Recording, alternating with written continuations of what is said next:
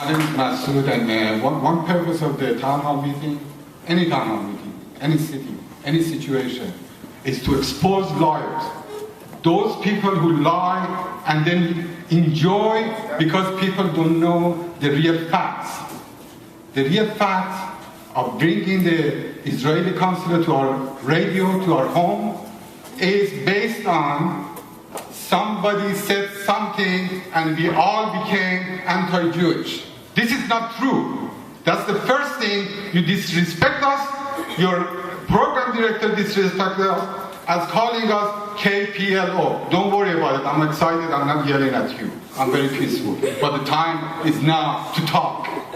So your whole base of the show, Voice of Peace, the man that made Voice of Peace in Israel, they put him in jail.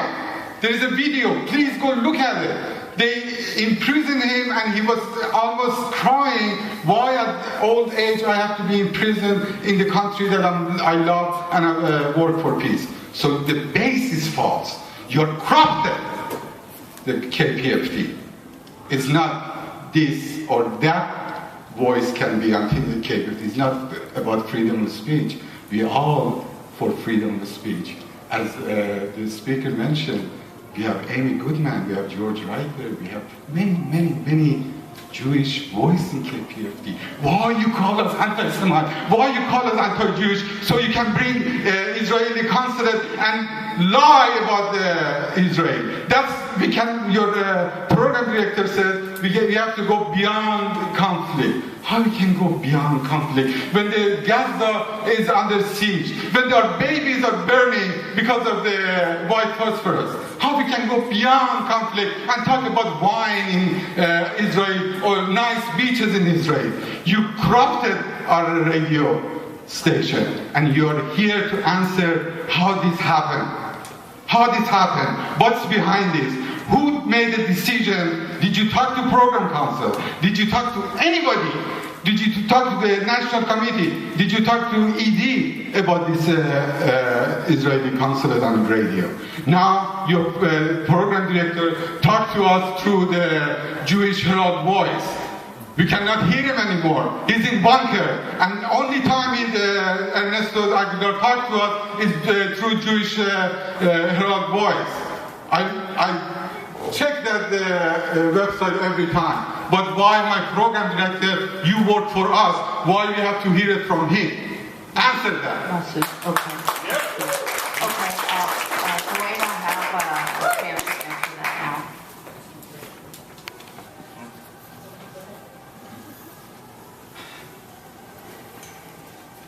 That's an awful lot of emotion, Masood, and I appreciate your passion. And I struggle to try and understand why you can't believe me when I talk to you. And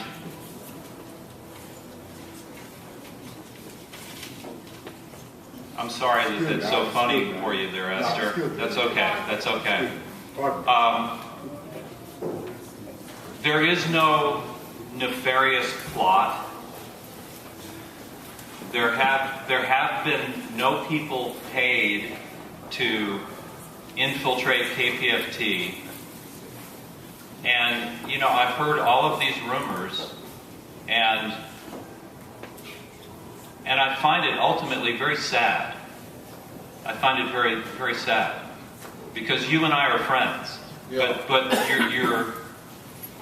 you're just like seething, and I understand the righteousness of why you feel hurt. Not hurt.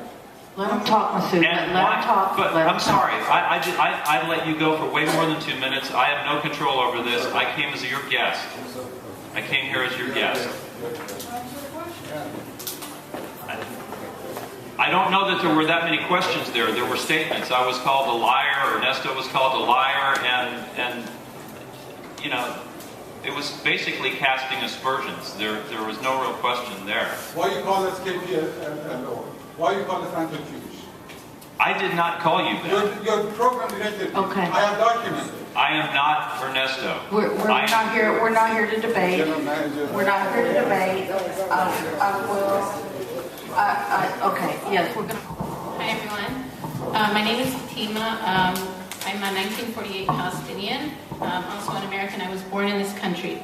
My grandfather was kicked out of his home in Palestine, and I was born here. I was raised here. I moved to Palestine during the first Intifada, and I came here when I was 6 years old. I was there 2 years ago, and when I was coming back from there, the war on Gaza started. And from then on, I decided to be an activist for peace. I listened to the show, to the Israeli consulate show, and I really didn't have a problem with it. I learned a lot about Israeli society and Israeli culture. Since I haven't been inside of, I've never been to Israel, in the streets of Israel, I've been to Jerusalem. I don't understand why it is that there is conflict in KPFT right now. I just think that as a Palestinian, I would really love to talk with Israeli people, and I think we should have a show where Palestinians and all kinds of people can just talk to each other, and I think that should be a real peace show. I think a lot of people had problems with the Israeli consulate show because the Israeli consulate was behind it. I think if there was a show where it wasn't a governmental agency that was running the show, then people would be fine with it. I see no reason why there can't be a show on KPFT that is a real peace show where you have all kinds of people talking to each other. I have Jewish friends who I've told them, if they want to be on a show with me talking, and they'd love to do it. So I think, I just think this is something we should be able to do. I have nothing against Israeli people. I thought that the Israeli consulate show, I could make a distinction between the people and the government, just in the same way that I can make a distinction between American people and our government. Our government has done much worse than we think. Thank you.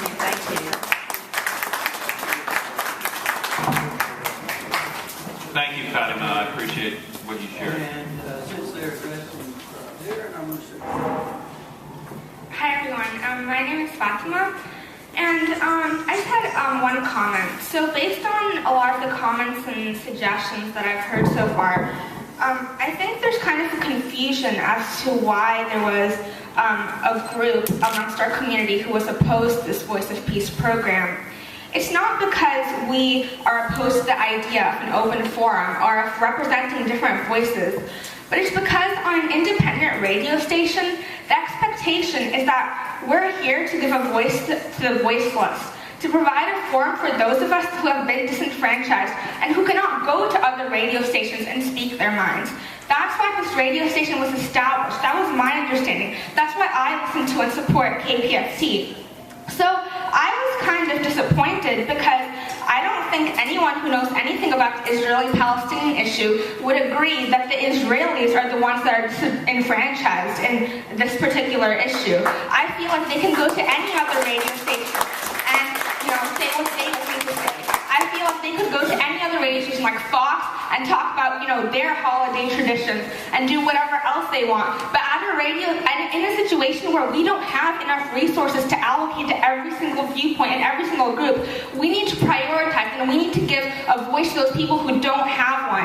And that's why we are opposed to this program. So I really appreciate everyone else's opinion that we should bring different viewpoints to the table. But the reality is that this isn't the place to do that. Thank you.